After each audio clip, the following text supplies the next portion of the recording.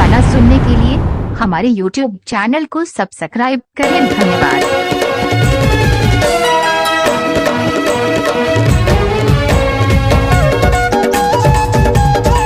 DJ Dinesh Kumar धुर्वेपुत्री Mohgaon.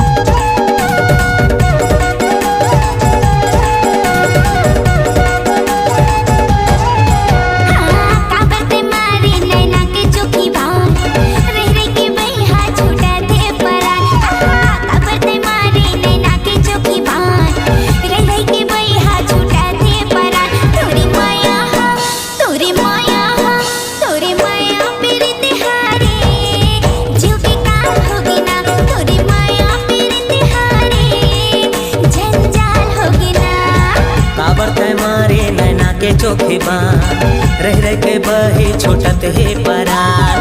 काबर तय मारे नैना के चोखे बान रह रह के बही छोटत है परान।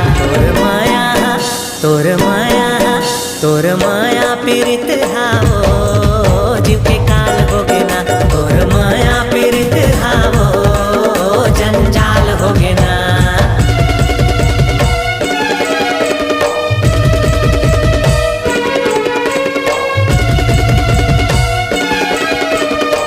डीजे दिनेश कुमार धुर्वेपुत्री मोहगांव।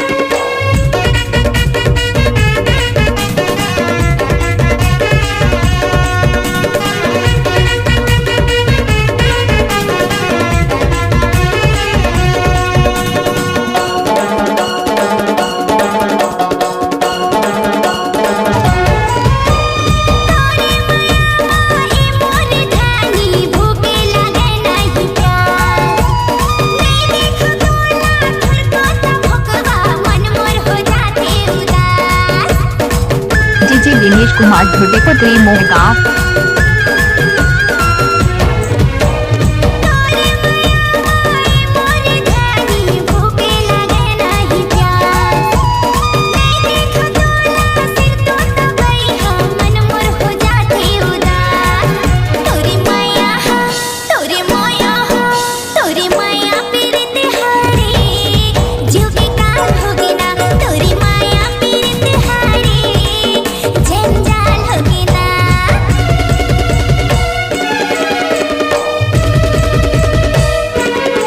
दिनेश कुमार धुर्वेपुत्री मोहगांव।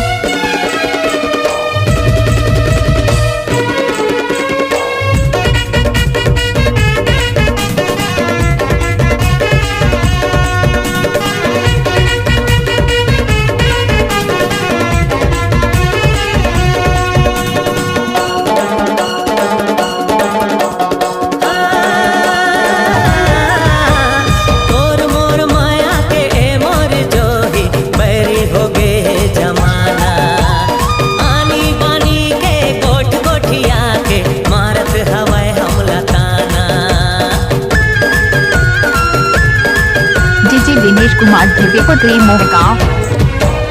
तोर मोर माया के ए मोर जोही बैरी हो गे है जमाना।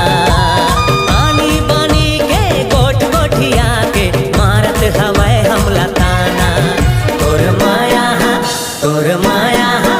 तोर माया पीरित हावो जीव के काल होगे ना। तोर माया पीरित हावो जंजाल होगे ना।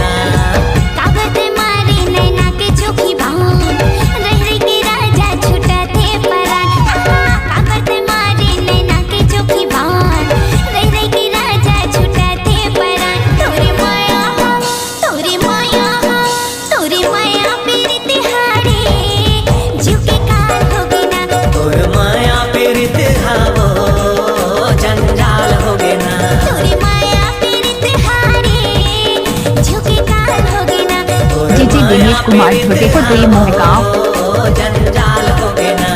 दिनेश भाई का मोबाइल नंबर है 8103585719।